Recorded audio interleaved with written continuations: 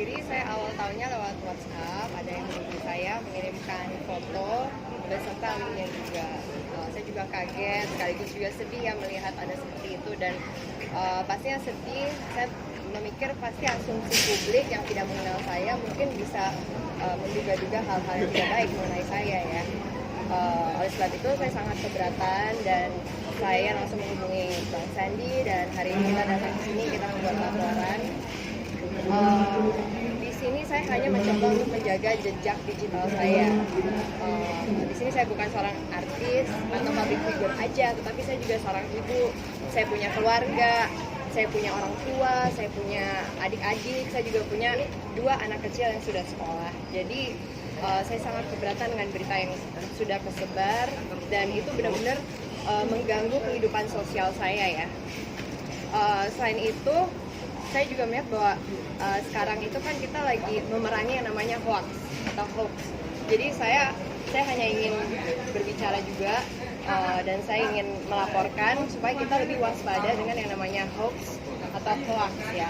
Apalagi sekarang kita juga tahu payung hukumnya sudah ada, sudah jelas dan kita juga bisa terlindungi oleh hal itu. Nah, di sini saya melakukan hak saya sebagai warga negara Indonesia dan melaporkan insiden ini. Kapan Mbak mulai tahu? Mulai tahu kapan? Saya tahunya tanggal 8 Januari. Anak-anak dihargai Anak-anak saya masih kecil ya, tetapi yang pasti ini kan kehidupan sosial di sekolahan anak, orang tuanya pasti sudah melihat dan mungkin juga sudah bertanya-tanya ya.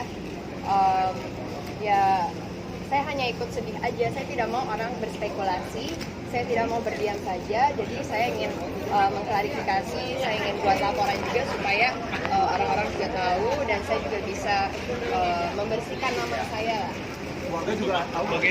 Keluarga tahu, di sini makanya saya bilang saya benar-benar merasa terganggu secara kehidupan sosial saya karena ibu saya saja sampai ditelepon sama teman-temannya, jadi saya udah tidak bisa diam diri saja.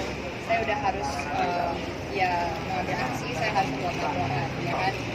Dan untuk orang yang sudah membuat berita ini atau membuat foto ini, saya juga mohon coba dipikirkan kalau misalnya Anda berada di posisi saya, seperti apa rasanya ya. Ya kita harus lebih berhati-hati. Saya juga menghimbau kepada para pengguna media sosial, ini juga pelajaran buat saya, bahwa kita harus lebih berhati-hati dalam membaca berita dan juga menyebar berita-berita yang ada. Mbak, dari laporan-laporan tersebut, mereka ngasih tahu nggak sih di kelompok grup-grup apa gitu dari mereka gitu? Saya tidak tahu. Saya hanya di Japri aja ya istilahnya. Ada berapa? Ada berapa katalog yang itu link lama atau baru yang ada? Saya hanya mendapatkan link yang sudah tersebar dan fotonya saja. Itu yang saya keberatan, hanya 2 hal itu yang bukti-buktinya sudah kita laporkan pada hari ini. Jadi